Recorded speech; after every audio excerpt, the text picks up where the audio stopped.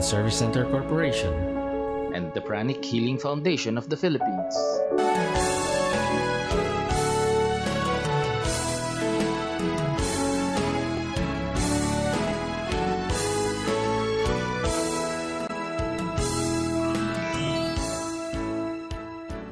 Good day, dear brothers and sisters.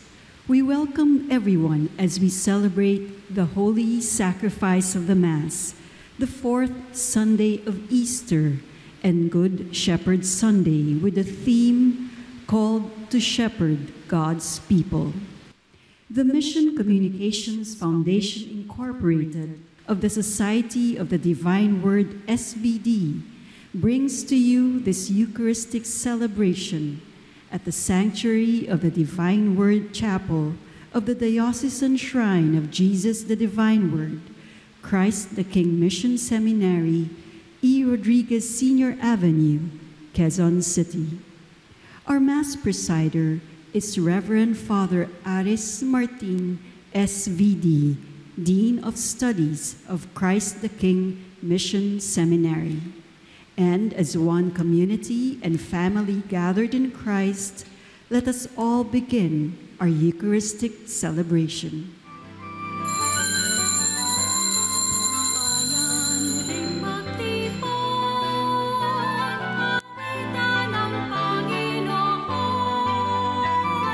Sa piging sariwain, pagliligtas niya sa atin.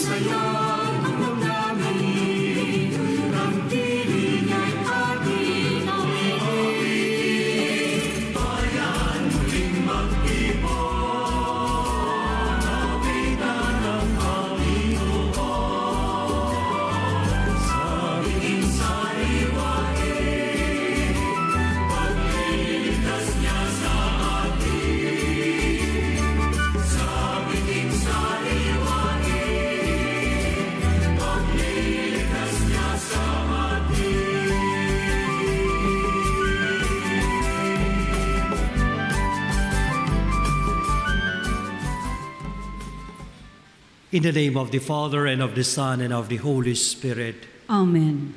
The grace of our Lord Jesus Christ, the love of God the Father, and the communion of the Holy Spirit be with you always. And with your spirit. Sisters and brothers, today is Good Shepherd Sunday, the fourth Sunday of Easter. Jesus is the Good Shepherd. Ibig sabihin, siya ang nagkakalinga sa atin bilang kanyang tupa. Siya ang umiingat sa atin. But Jesus wants, as a good shepherd, na sana marami ang matuto sa Kanya, gaya ng mga magulang sa loob ng tahanan, nawa sila din ay maging mabuting pastol sa kanilang pamilya. Nag-iingat, hindi nang iiwan, nag-aalaga. Pagdasal din natin ang mga leaders ng ating simbahan, mga pari, mga obispo, na sana matuto rin sila kay Kristo na mabuting pastol, marunong mag-ingat sa kanyang kawan. Lalo't higit ipagdasal natin yung mga lider ng ating bansa na mumuno sa ating bayan. Nawa, kaya nilang iambag, kalimutan ang kanilang sarili para sa kapanganan ng kanilang mga kawan.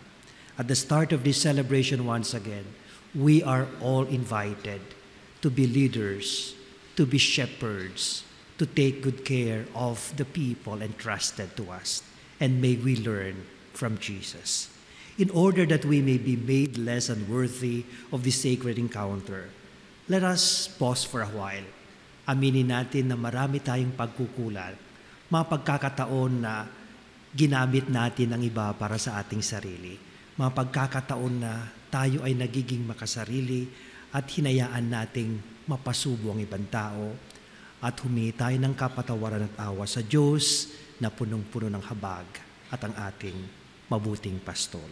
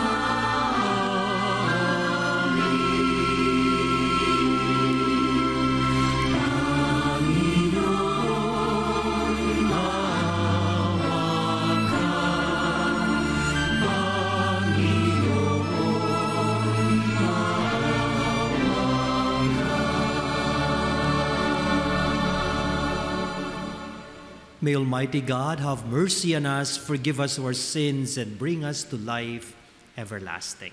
Amen.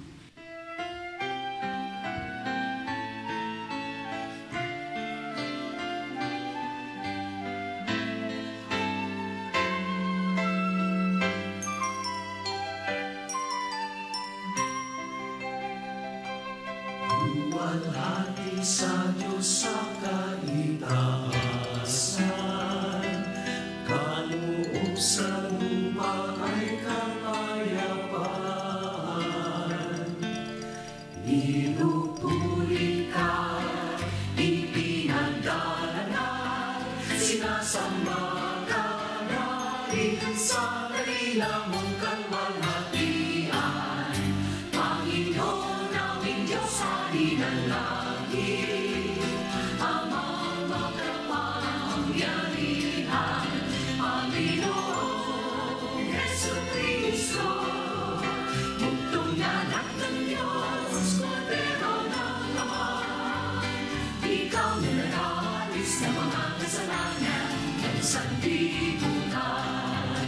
Tanggapin mo ang aming kahilingan.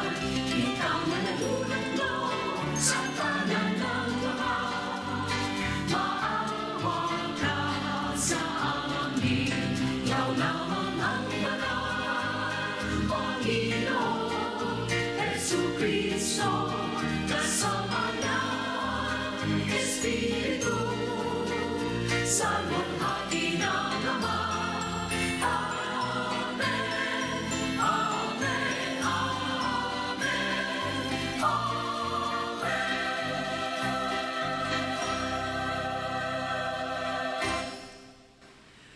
Let us pray. Let us remember the intentions of this Mass, those who are shepherding us in one way or another.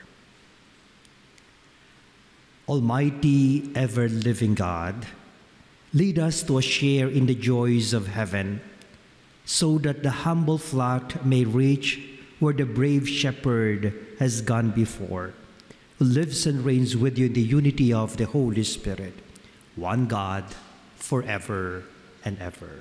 Amen. Speaking to the members of the Sanhedrin, as he had done earlier in addressing the crowd, Peter proclaims that the crucified and risen Christ is the only source of healing and salvation. The first reading. A reading from the Acts of the Apostles. Peter, filled with the Holy Spirit, said, leaders of the people, and elders. If we are being examined today about a good deed done to a cripple, namely, by what means he was saved, then all of you and all the people of Israel should know that it was in the name of Jesus Christ, the Nazarene, whom you crucified, whom God raised from the dead. In his name, this man stands before you healed. He is the stone rejected by you, the builders, which has become the cornerstone. There is no salvation through anyone else, nor is there any other name under heaven given to the human race by which we are to be saved. The word of the Lord. Thanks be to God. The stone rejected by the builders has become the cornerstone. The stone rejected by the builders has become the cornerstone. Give thanks to the Lord, for he is good, for his mercy endures forever. It is better to take refuge in the Lord than to trust in man. It is better to take refuge in the Lord than to trust in princes. The stone rejected by the builders has become the cornerstone. I will give thanks to you, for you have answered me and have been my Savior. The stone which the builders rejected has become the cornerstone. By the Lord has this been done. It is wonderful in our eyes. The stone rejected by the builders has become the cornerstone. Blessed is he who comes in the name of the Lord. We bless you from the house of the Lord. I will give thanks to you, for you have answered me and have been my Savior. Give thanks to the Lord, for he is good, for his kindness endures forever. The stone that the builders rejected has become the cornerstone. Our being adopted children of God in Christ should be the source of our greatest happiness in this life and of hope for the life to come.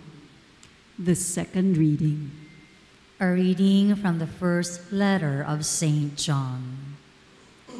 Beloved, see what love the Father has bestowed on us, that we may be called the children of God.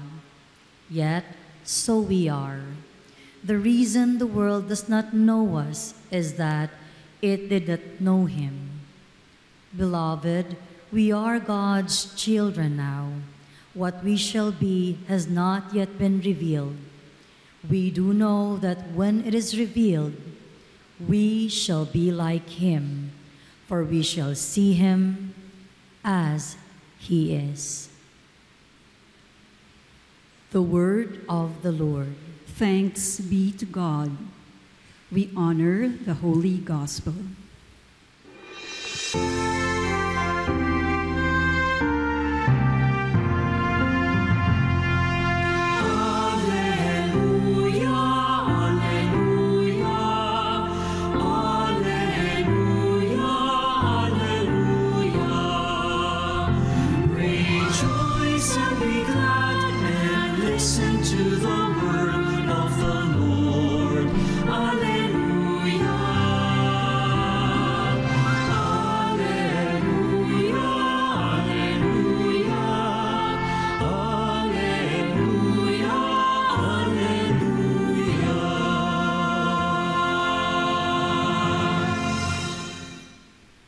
The Lord be with you. And with your spirit. A reading from the Holy Gospel according to John.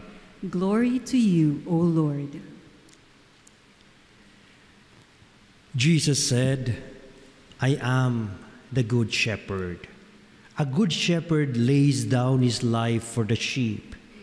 A hired man who is not a shepherd and whose sheep are not his own sees a wolf coming and leaves the sheep and runs away and the wolf catches and scatters them. This is because he works for pay and has no concern for the sheep. I am the good shepherd, and I know mine, and mine know me, just as the Father knows me, and I know the Father, and I will lay down my life for the sheep. I have other sheep that do not belong to this fold.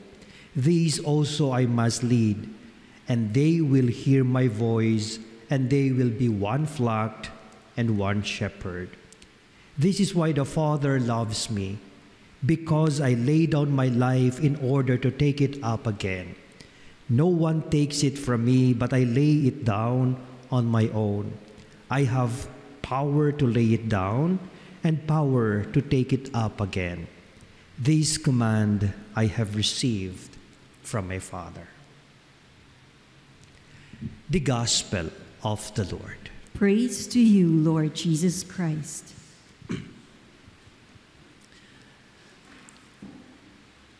Magandang araw po sa inyong lahat. Mga kapatid, marami sa mga nakikinig sa atin, mga nanonood sa atin, ay mga may sakit, mga inaalagaan, mga may pinagdaraanan, mga nasa loob ng bahay, mga nasa loob ng simbahan, para mas lalo nating maintindihan ang ibig sabihin ng Good Shepherd. Ang Good Shepherd ay yung nag-aalaga, at ay yung pag-aalaga niya hindi natutumbasan ng pera. Ano bang pagkakaiba ng mabuti? Ano bang kasalungat ng mabuting pastol? Ano yung hindi mabuting pastol? Ang kasalungat ng mabuti ay, alam natin, napakalinaw, masama, pero medyo vague pa rin yun. Anong ibig sabihin mas malinaw na pakahulugan ng masama? Yung kasalungat ng mabuting pastol. Ano ang kabaliktaran ng mabuting kaibigan? Bayarang kaibigan. Bayaran. Pag ikaw ay bayaran, hindi ka mabuti. Pag hindi ka nagagalaw dahil wala kang bayad, hindi ka na mabuti. Kaya nga, siguro yung mga nakikinig ngayon na yung kusa nilang natatanggap ang pagmamahal sa mga nag-aalaga sa kanila sa kabila ng walang binabayad. Yun ang pagiging mabuting pastol nila sa inyo. Pasalamatan ninyo sila. At batiin ninyo sila ng Happy Good Shepherd Sunday. Ito yung mga pare, yung mga madre, yung mga tatay, yung mga nanay, na bigyan mo man sila o hindi nagbabago. Yun ang mga mabuting pastol. Ang mga iba, yung pag hindi mo na nabigyan, manghihina na yan. Hindi na babalik. Hindi ka na aalagaan. Pag wala kang dalang regalo, hindi ka na iimbitahan sa birthday. Pag wala kang dala, pag wala ka nang maibigay, hindi ka natatawagan. Manggagamit. Ang ibang pakasabihan, pakahulugan ng magagamit, masama. Kaya ngayon, I am inviting you to reflect on pagiging mabuting pastol, and we are all invited na sana sa ating pakikitungo sa kapwa, lagpasan natin yung panggagamit na ibang tao. Lagpasan natin nun, lahat ng ginagawa natin may katumbas na bayad. Ang tawag doon yung transactional. If you do something good to me, I will do something good to you. Pwede bang maging mabuti kahit hindi sila mabuti sa atin? Yun ang pagiging mabuting pastol. Yun ang pagkatao at pagkadiyos ni Kristo. And that is what we are celebrating today. And I would like to reflect, develop this theme more as we go along the reading. You know, the Good Shepherd, ang mabuting pastol, paano natin naiintindihan yung pagiging mabuti ng pastol? Siguro mas na-appreciate yung mabuting pastol pag papasukan natin yung mundo ng matupa. You can just imagine, it's like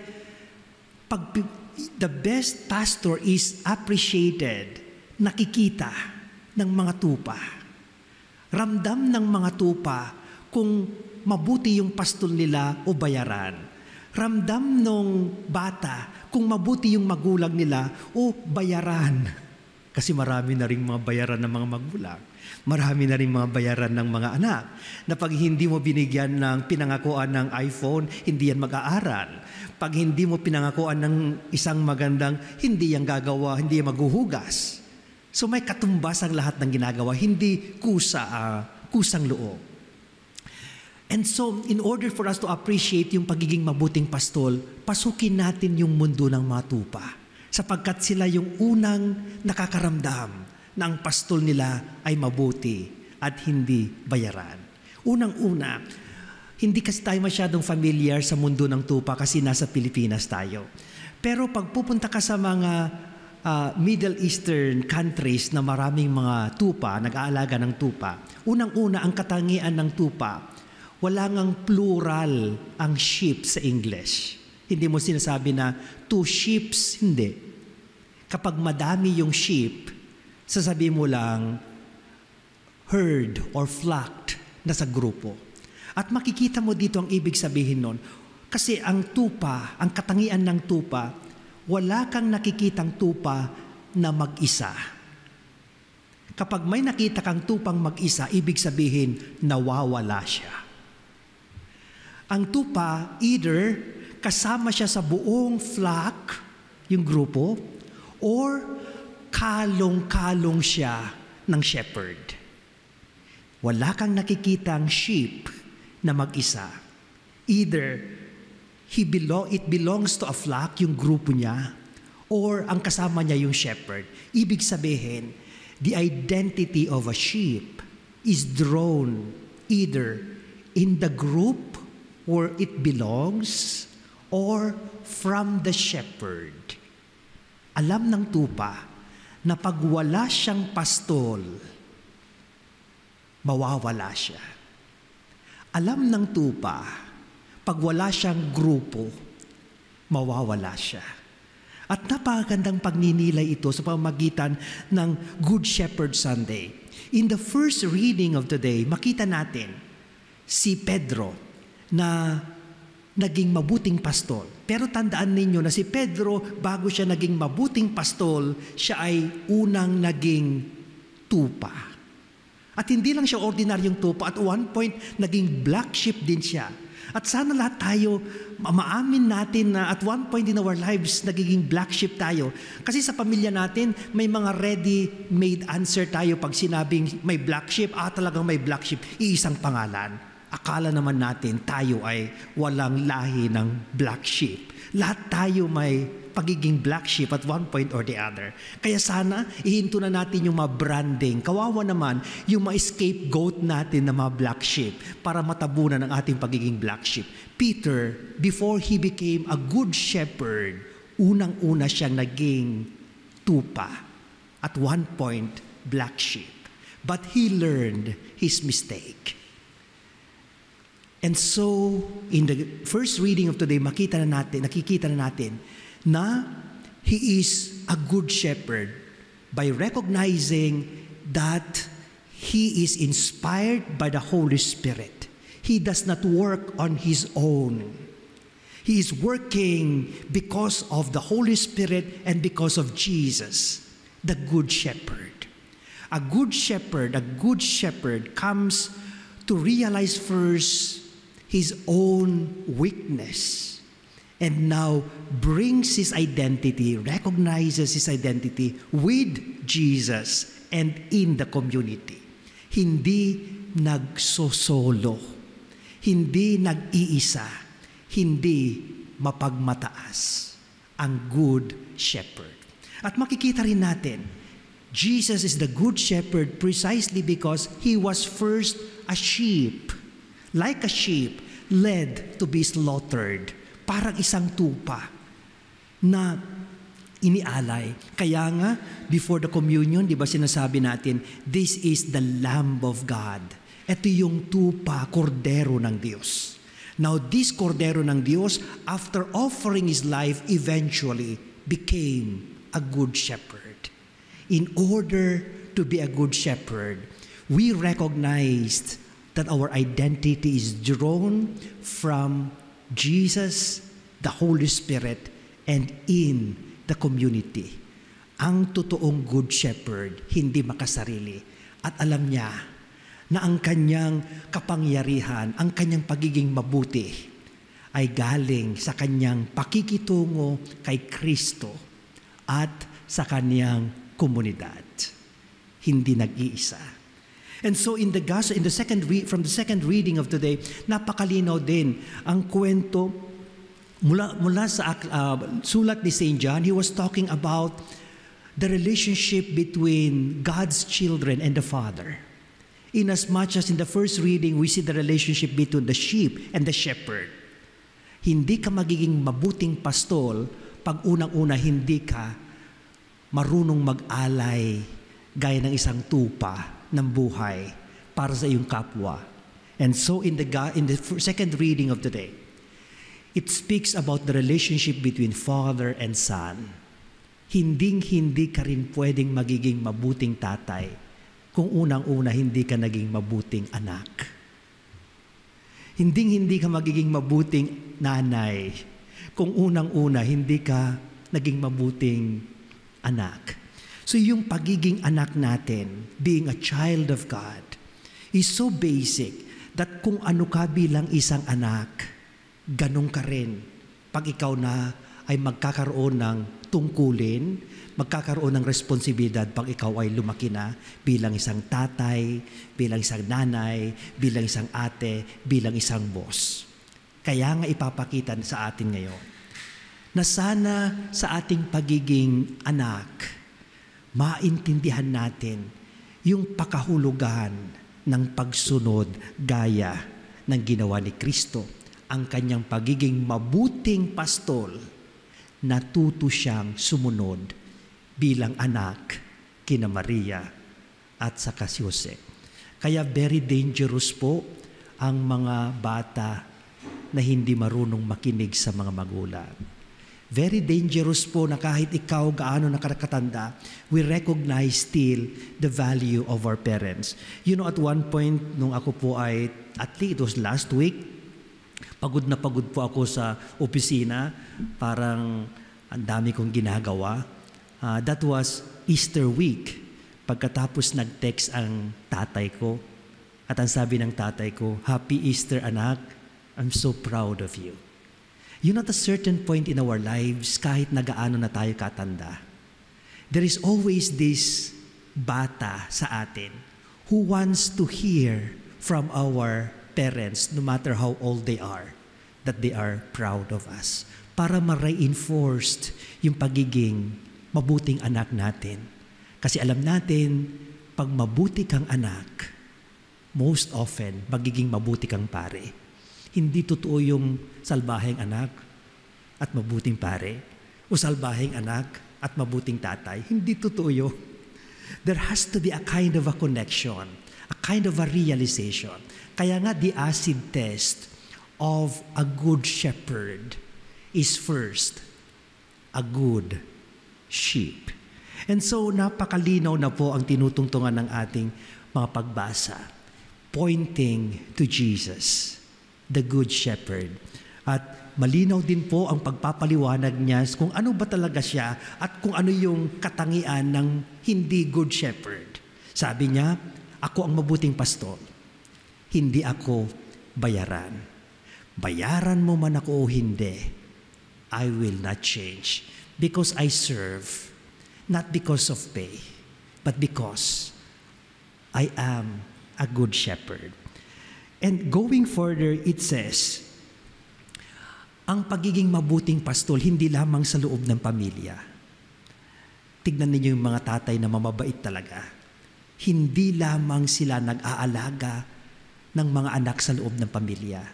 Pag nakakita sila ng mga bata na walang mga tatay, napakadali sa kanila na ibahagi yung kanilang pagiging tatay para sa ganon.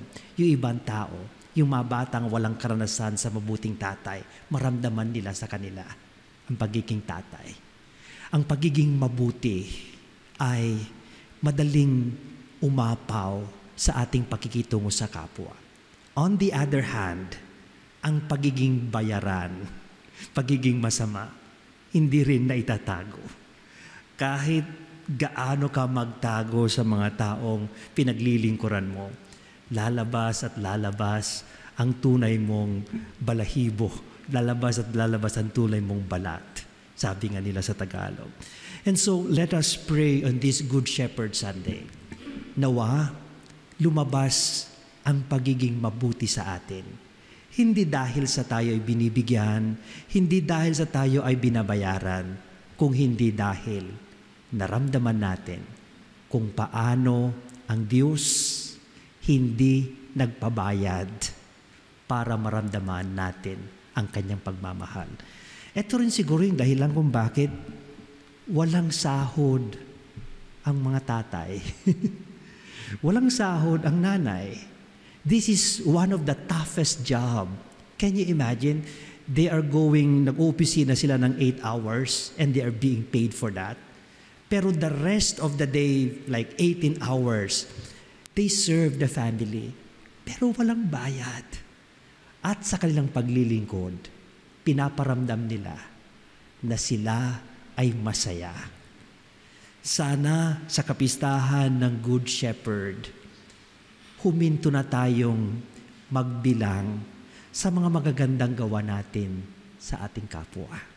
Kasi ang taong nagbibilang, hindi talaga mabuti. Kaya nga may isang santo nang nagsabi na, God is not good in math. Hindi marunong magbilang ang Diyos. Hindi tumatakal ng kabutihan ang Diyos. Anuman ang meron siya, bumubukal at lumalabas para sa kanyang mga tupa. Nawa dumaloy sa atin ang biyayang ito.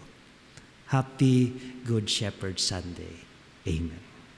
Let us profess our faith. I believe in God, the Father Almighty, creator of heaven and earth, and in Jesus Christ, his only Son, our Lord, who was conceived by the Holy Spirit, born of the Virgin Mary, suffered under Pontius Pilate, was crucified, died, and was buried.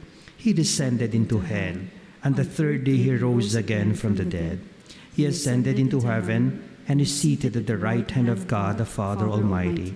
From there he will come to judge the living and the dead. I believe in the Holy Spirit, the Holy Catholic Church, the communion of saints, the forgiveness of sins, the resurrection of the body, and life everlasting. Amen. We are the flock guided and protected by Jesus, the Good Shepherd who gave his life for us. Full of confidence in his compassionate love, let us pray to him. Lord Jesus, Good Shepherd, hear our prayer. Jesus, Good Shepherd, hear our prayer. For the Church, God's flock on earth, may she always be an example of unity, solidarity, and love under the care of God's representatives. We pray. Jesus, Good Shepherd, hear our prayer. For all the leaders of the Church, the Pope, the bishops, the priests, may they be good shepherds, totally devoted to the welfare and eternal salvation of their flock. We pray. Jesus, Good Shepherd, hear our prayer. For all the lay faithful, may they love their shepherds and experience God's loving care through them. We pray. Jesus, Good Shepherd, hear our prayer. For all parents, teachers, and other people responsible for others, may they always be conscious of the importance of their role and fulfill it with generous dedication. We pray. Jesus, Good Shepherd, hear our prayer. For the young Catholics called to the priesthood or the religious life, may they respond generously to the Lord's invitation and devote their lives to the good of God's people. We pray. Jesus, Good Shepherd, hear our prayer. For the family thanksgiving prayer of Malu Agkawili, Maria Cristina Samano, Claire Isguera, Nemesio Alvarez, Ramel Robles, Liwayway, Dean and Alvin Mascardo, Candido and Eloy Sapua, and Redoblado family. Birthday Thanksgiving for Claire Isguera and Alicia Minor. Healing for Dennis and Lenda Redoblado, Stella and Gerardo Canlas, Edwin and Alexander Agawin Jr., Jean and June Hara, Leto Meneses, John G. del Castillo, and Edna Rivera Cruz. Death anniversary prayer for Jocelyn V. Pahe. Eternal repose for the souls of Dominador, Deborah, Gaudencio and Ruth Cabato, Juan, Nilda, Rina and Vicente Senor Redoblado, Alberta and Mateo Macasait, Cesar Liberato and Rosita Meneses, Florentina and Manolo Santamaria, Flora May Ginto, Victor Kaiser, and Renato Nievera. We pray. Jesus, Good Shepherd, hear our prayer. In silence, we pray for our personal intentions and all the intentions offered in this Mass. Most loving Jesus, you laid down your life to protect us from the attacks of the evil one and to lead us to the pasture of eternal life. Grant that we may be appreciative of the salvation you earned for us. May we always follow you, our divine shepherd, who live and reign forever and ever. Amen.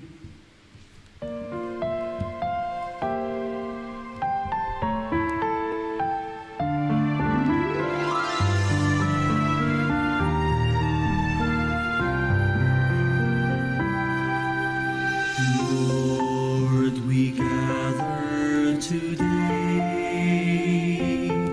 in your house. We kneel down and pray. We ask for your mercy as we open our hearts to receive your forgiveness, O Lord. Lord, we lift up to you all these gifts we offer for your glory. We will eat this living bread, we will drink this saving cup, and feel your presence, O Lord. As we offer this bread and as we bring you this wine, bless them, Lord Jesus. Feed us now, give us life.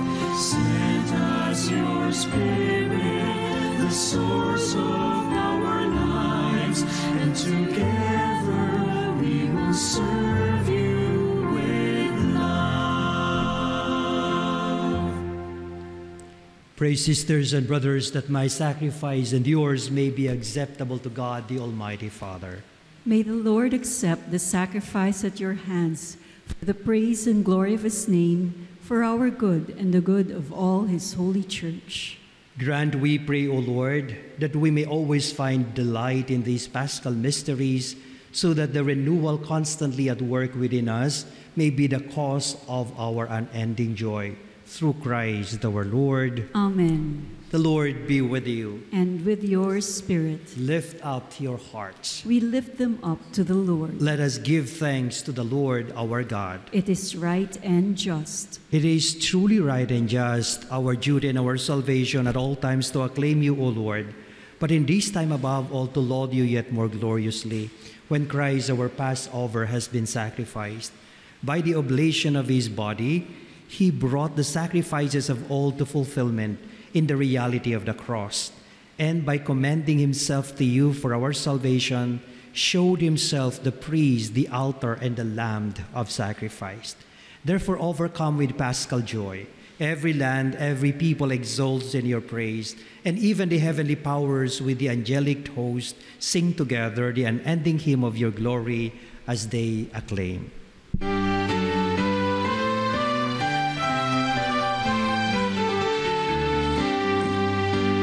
Santo, Santo,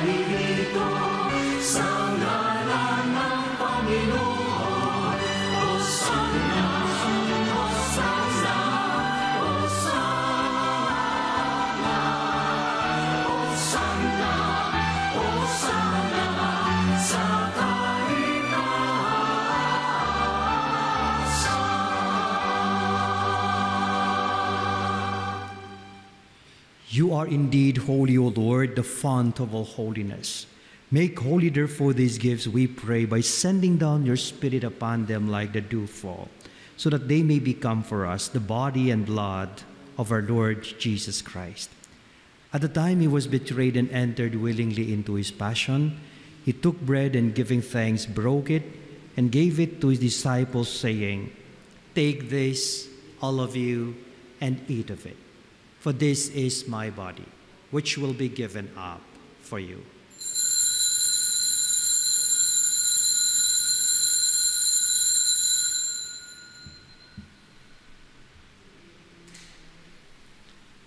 In a similar way, when supper was ended, he took the chalice, and once more giving thanks, he gave it to his disciples, saying, "Take this, all of you, and drink from it. For this is the chalice of my blood, the blood of the new and eternal covenant, which will be poured out for you and for many for the forgiveness of sins.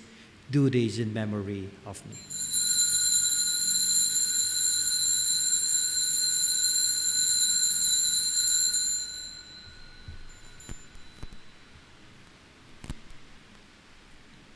The mystery of faith.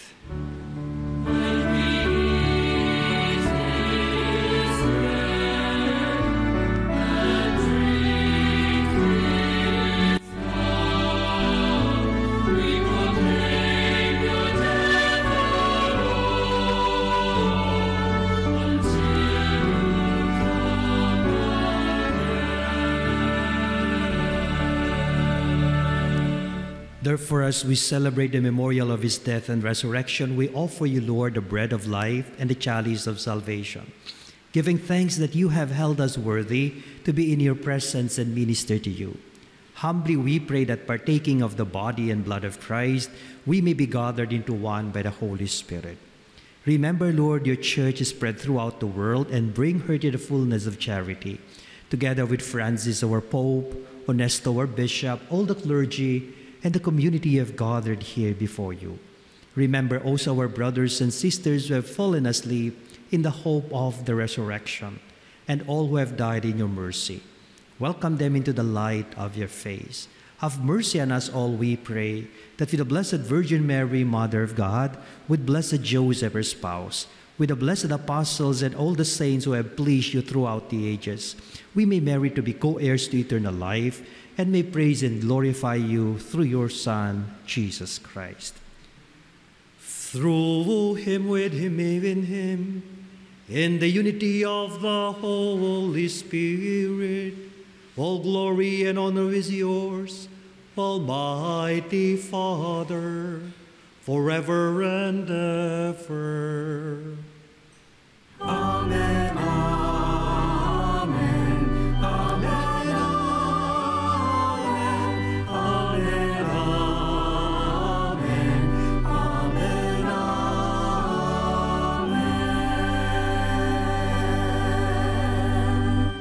As children of our Heavenly Father, belonging to God's flock, we have the confidence to pray.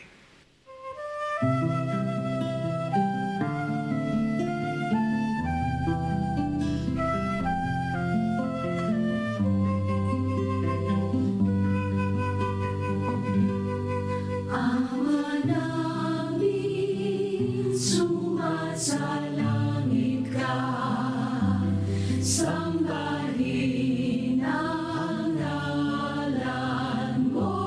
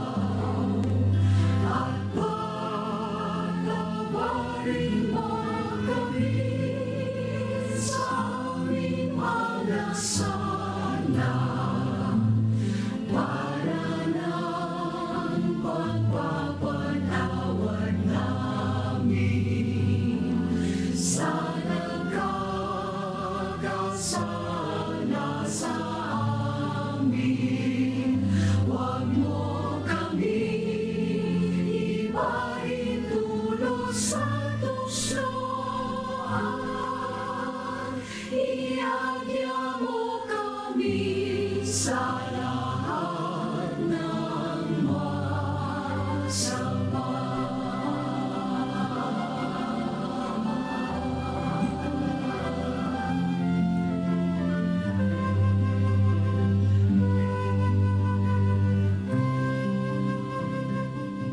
Deliver us, Lord, we pray, from every evil. Graciously grant peace in our days, that by the help of your mercy we may be always free from sin and safe from all distress, as we await the blessed hope and the coming of our Savior, Jesus Christ. For the kingdom, the power, and the glory are yours, now and forever. Lord Jesus Christ, who said to your apostles, "Peace I leave you, my peace I give you." Look not on our sins, but on the faith of your church, and graciously grant her peace and unity in accordance with your will, who live and reign forever and ever. Amen. The peace of the Lord be with you always. And with your spirit. Let us offer each other God's sign of peace.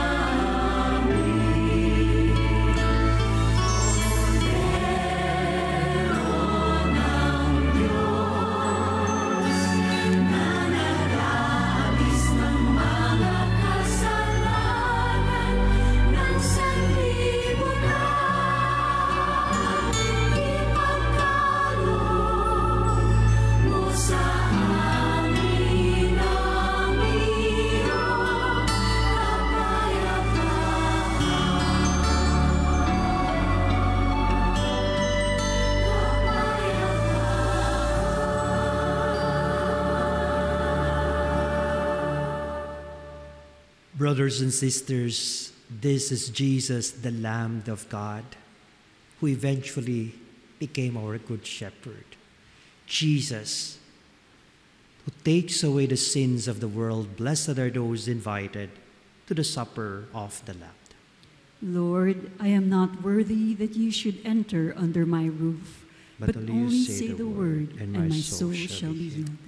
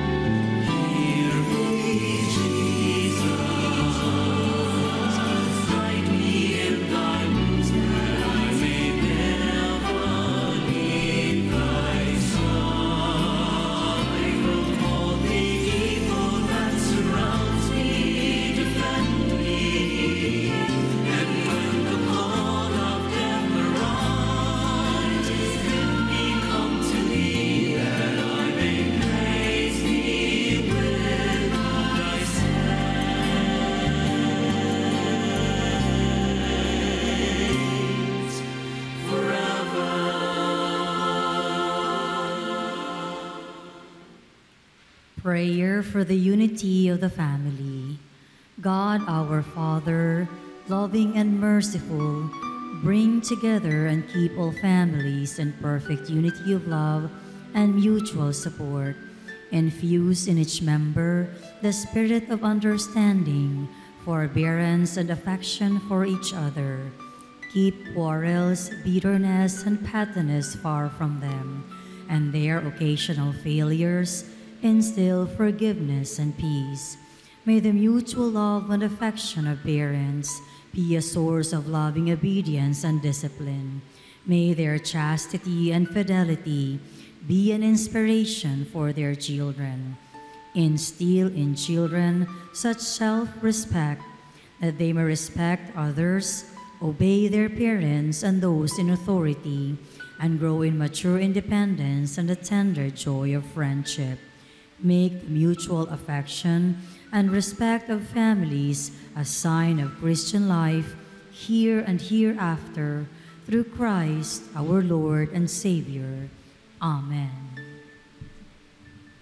On behalf of Father Belson Luis SVD, Executive Producer of Family TV Mass, we would like to thank the following for making our Family TV Mass possible. Reverend Father Glenn Paul Gomez, SVD, Rector, Christ the King Mission Seminary. Reverend Father Aris Martin, SVD, Mass Celebrant and Homilist.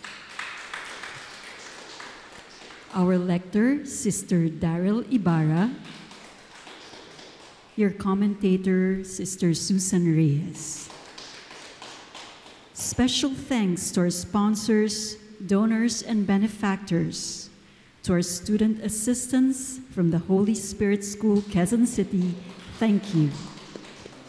Thank you also to our televiewers here and abroad, our online audiences, and to our seminary staff and personnel. Thank you, and God bless us all. Let us pray. Look upon your flock, kind shepherd, to be pleased to settle in eternal pastures the sheep you have redeemed by the precious blood of your Son, who lives and reigns forever and ever. Amen. The Lord be with you. And with your spirit. Bow your heads and pray for God's blessing. Through the resurrection of his Son, God has redeemed you and made you his children. May he fill you with joy. Amen. The Redeemer has given you lasting freedom. May you inherit his everlasting life. Amen. By faith you rose with Christ in baptism. May your lives be holy, so that you will be united with him forever. Amen. And may the Almighty God bless you, the Father, the Son, and the Holy Spirit. Amen. We have heard the word of God. Receive his body. Go in peace. Alleluia. Alleluia. Thanks be to God. Alleluia. Alleluia.